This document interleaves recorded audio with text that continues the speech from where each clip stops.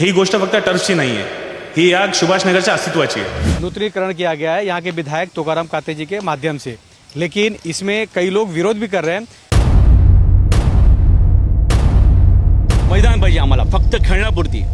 तुम्ही आता इथे बघत असाल की इथे टर्फ क्रिकेट हा प्रकार, हा कमर्शियल प्रकार आहे, याचा सुभाषनगरला काय उपयोग आहे?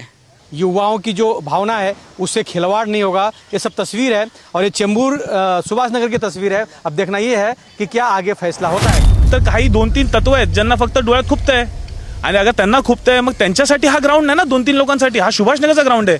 आणि इकडे कमर्शियल ॲक्टिव्हिटीज ही कुठलीच नाही होते, तरी पण त्याला कमर्शियल होत आहे, अतिक्रमण होत आहे। फक्त गोष्ट हीच बोलायची आहे। आज सुभाषनगर सगळे पोरं काय बोलतात सगळ्यांना, प्लीज समर्थन द्या, प्लीज या आमच्यावर आणि प्लीज काहीतरी आमच्यासाठी करा। आमचे आमदार आमच्या मागे उभे राहतात, पाठिंबा देतात, तर मग त्यामध्ये त्रास काय?